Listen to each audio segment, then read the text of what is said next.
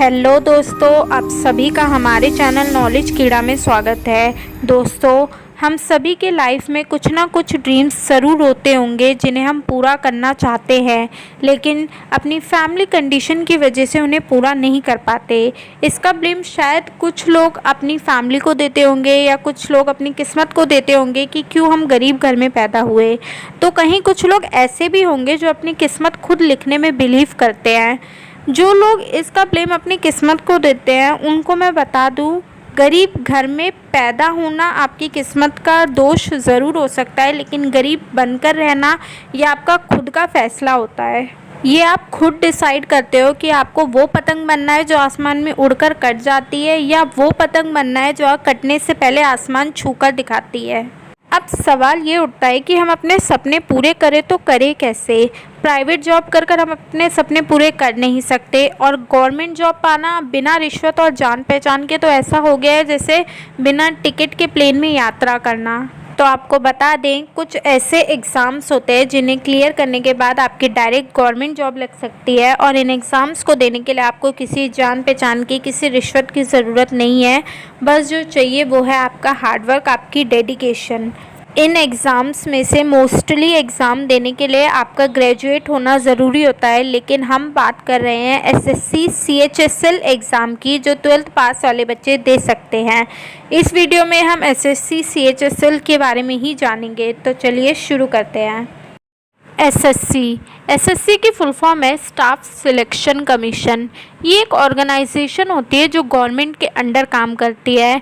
इनका काम होता है गवर्नमेंट जॉब के लिए स्टाफ रिक्रूट करना, जिसके लिए बहुत सारे एग्ज़ाम कंडक्ट कराती है। उसी में से एक एग्ज़ाम है एसएससी सीएचएसएल। तो चलिए सबसे पहले जानते हैं इस एग्ज़ाम की एलिजिबिलिटी के बारे में। सबसे पहले बात करते हैं एज लिमिट की। हर वो कैंडिडेट जिसकी एज 18 से 27 साल के बीच में है, वो इस एग्ज़ाम को देने के लिए एलिजिबल है। इस एग्ज़ाम के लिए कुछ कास्ट को एज रिलैक्सेशन दिया जाता है, जैसे SC ST वालों को 5 साल का एज रिलैक्सेशन मिलता है, OBC वालों को 3 साल का, PWD वालों को 10 साल का। PWD से हमारा मतलब है पर्सन विद डिसेबिलिटी, यानी कि किसी पर्सन में अगर कोई कमी होती है तो उसको 10 साल का रिलैक्सेशन मिलता है। अगर पर्सन विद डिसेबिलिटी अगर OBC कास्ट से है तो उसे 13 साल का, और SC ST से PWD बिलोंग करता है तो उसे 15 साल का एज रिलैक्सेशन मिलता है। अब अगर हम इस एग्ज़ाम के लिए क्वालिफ़िकेशंस की बात करें तो ये ज़्यादा क्वालिफ़िकेशन नहीं मांगता, बस कैंडिडेट 12th पास होना चाहिए, और परसेंटेज भी कोई मैटर नहीं करती, चाहे आपकी 40% हो चाहे 80%, आप इस एग्ज़ाम को देने के लिए एलिजिबल होते हैं अगर आप 12th पास हैं तो। अब कुछ लोगों को ऐसा लगता है कि इस एग्ज़ाम को देने के लिए बहुत ज़्यादा खर्चा आता है, तो आपको बता दें, जनरल कैटेगरी के जो लोग हैं और जो OBC कास्ट के लोग हैं, उनके सिर्फ मेल कैंडिडेट को 100 रुपये देने पड़ते हैं इस एग्ज़ाम की फ़ीस के लिए। बाकी चाहे कोई भी कास्ट के लोग हो, चाहे मेल हो चाहे फीमेल हो, एक्स सर्विसमैन हो, कोई भी फीमेल कैंडिडेट हो, उनको निल देना पड़ता है, यानी कि एक भी पैसा नहीं देना पड़ता फ़ीस के लिए। अब अगर हम इसके एग्ज़ाम पैटर्न की बात करें तो एसएससी सीएचएसएल के अंदर 3 एग्ज़ाम होते हैं, Tier 1, Tier 2 और Tier 3 करके।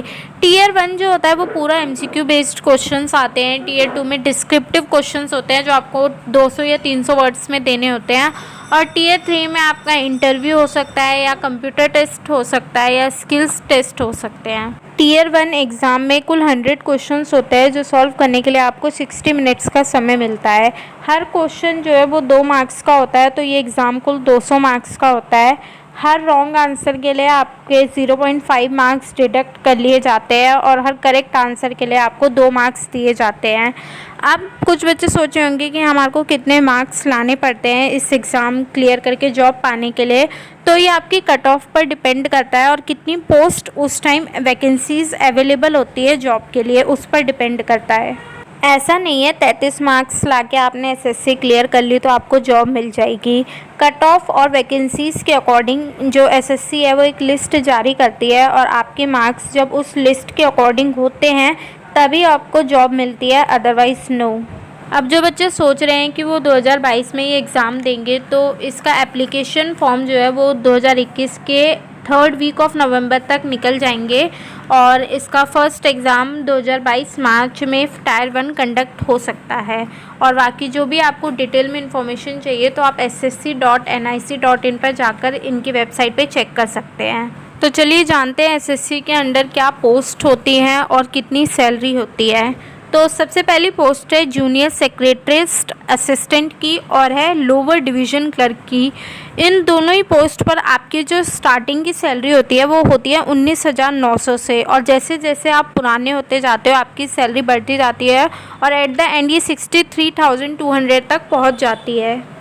इसके अंडर अगर हम और पोस्ट की बात करें तो एक है पोस्टल असिस्टेंट की और एक है सॉर्टिंग असिस्टेंट की। इन दोनों की सैलरी जो है वो 25,500 से स्टार्ट होती है और धीरे धीरे 81,100 तक पहुंच जाती है। और पोस्ट की बात करें तो एक पोस्ट है DEO की, यानी कि डाटा एंट्री ऑपरेटर की। इसकी सैलरी भी 25,500 से स्टार्ट होती है और धीरे धीरे 81,100 तक पहुंच जाती है। और भी पोस्ट हैं जैसे कोर्ट क्लर्क हो गई। तो आज के लिए बस इतना ही। उम्मीद करते हैं आपको हमारी वीडियो पसंद आई हो और एग्ज़ाम की इन्फॉर्मेशन वाली वीडियो पाने के लिए हमारे चैनल को लाइक, कमेंट, शेयर, सब्सक्राइब करना ना भूलें। Thank you for watching our video.